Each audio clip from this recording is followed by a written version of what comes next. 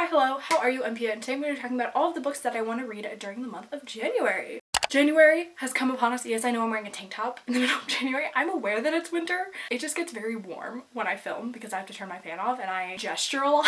But yeah, this is going to be a very interesting month. A lot could change. I definitely picked out a lot of books just because I have been reading a lot and my Goodreads goal has now increased since I reached it last year. I'm going for 175 books. Like I said, the world is just very stressful right now. As far as I know, I'm not going back to college until end-ish, like the last week of January. As of right now, as of filming this, whether or not that happens is very up in the air. It's very concerning, so I really would love to numb my brain with some books. I want to live in here. Some things that give me like wintry vibes, some things I just didn't get to last year. Yikes. So first off, I want to read Weather Girl. This is Rachel Lynn Solomon's newest release, and it is about a weather girl. Shocker. I am shooketh. This is a rom-com book that was on my most anticipated releases for the year, and I'm really excited. I rolled out for it on my library app, and I'm super excited about it. Really loved the last Rachel Lynn Solomon book I read. Then I have Winter Garden by Kristen Hanna. I have loved every Kristen Hanna book that I have read, yet I never picked them up. It is very hard for me to like find the will to pick up like a lengthy historical fiction, but every time I do it, they're so rewarding because I always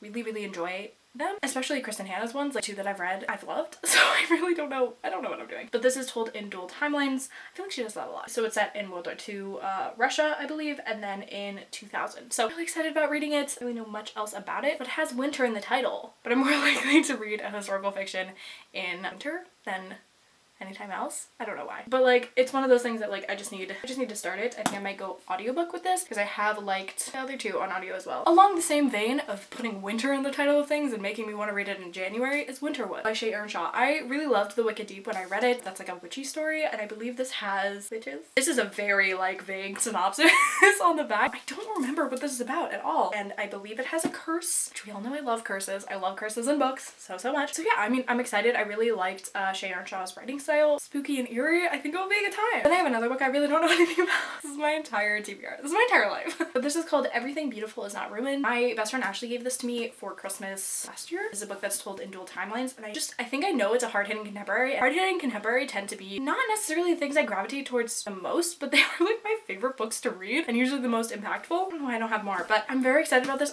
It's got a campfire. I don't think it's wintry at all. I think it's actually set over the summer, but it gives me like, but I want to read more books that people get me because I do appreciate them a lot. I just saw. Oh hi, thanks for checking in. I'm still a piece of garbage. Then I have Definitions of Indefinable Things by Whitney Taylor. This is a book that I've had on my radar for a really long time because I've heard it compared to All the Bright Places, which is like one of my favorite books. So it deals with two people who have depression and they kind of find solace in each other. I believe it might have a romance as well. And I know it has some good like medication rep. Again, like a great hard-hitting contemporary, and I love stories about mental health, mental illness. Then I want to read The Honey Don't List by Christina Lauren. This is one of the few Christina Lauren rom-coms that I haven't read. It's got quite mixed reviews, but it does sound really fun. I haven't read a Christina Lauren in a little bit. I'm kind of in the mood. This is, I believe, about two people like have like one of those like HGTV shows, and like the main couple of the show is like breaking up or something. These two other people are trying to get them back together. I think it's a lot like this. What is it called? Setup? The Setup on Netflix? I don't know. I've never seen that. And it sounds really cute. Then I have Today Will Be Different by Maria Semple. This is the author of Where'd You Go, Bernadette, which I unfortunately did not enjoy, but I think this one is a little bit more up my alley, taking us to Seattle and New Orleans and back again. I believe it's very similar to Where'd You Go, Bernadette. It has a very similar like main character, so I believe it deals with some sort of like mental illness, and though I don't want to diagnose anyone, but it does have some fun mixed media elements in here, which I like am very excited about because like these illustrations are kind of incredible. I really don't know, but it sounds like I'm ready to read it. I'm very excited. Then I have some arcs that I want to get to, like my top priority ones. We have All Signs Point to Yes. All Signs Lead to All Signs Point to Yes. This is a anthology that I've talked so much about. It's an anthology of stories following each side. It's like little love stories, and I want to die. I'm so excited about it. I just need to get to it. I'm really excited about this one. If you couldn't tell, I really love astrology, and I'm just so excited. I'm just so excited to see what they do with this. Like, and then we have Finley Donovan Knocks 'Em Dead. This is the sequel to Finley Donovan is Killing It, which was a book I read last year and really enjoyed. Yeah, it's about like a mom who accidentally becomes a hit woman, and it's very funny. And she's like an author of like suspense novels and like murder mystery. Like, it's so funny, outrageous, and the way that the first book ended just made me so excited for this one. Then I have Anne of the Island. This is the third book in my Anne read-along thing that we're doing. I've stopped doing the live shows just because I don't think that they're what I can do right now.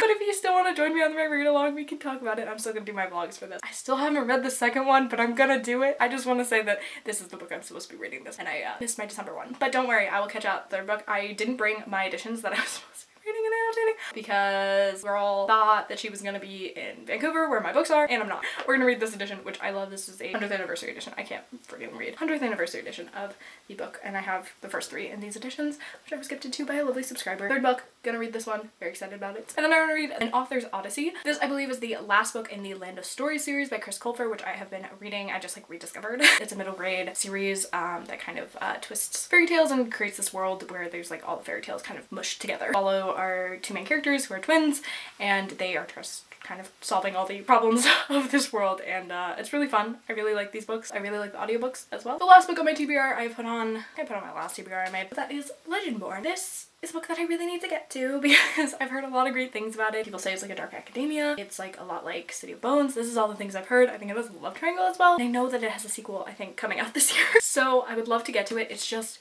a chonkers. All know my fear of big books. I'm trying to overcome it because I did read some longer books last year, and I think I just need to stop. It's like not even 500 pages. I could do it. But yeah, I'm really excited about this. It's like YA chick and stuff, and I've heard really good things about it. Those are all of the books that I would like to read in January. Hopefully I'll read more. Maybe I'll read less. No one knows. This month is kind of gonna be a shit show. We really don't know. I am going to hopefully just pour my heart and soul into reading and not focus on the world around me because it is so scary. Hope you guys are all doing well, staying safe, healthy, and if you are not, I'm sending all my love and thoughts. It's a really hard time right now. With that being said, let me know what you guys are reading in January. If you have any like new goals for the new year, how many books you're planning on reading, anything you want to let me know, comment it down below. With that being said, make sure to like, comment, subscribe to all the things, and I will see you in my next video. Bye.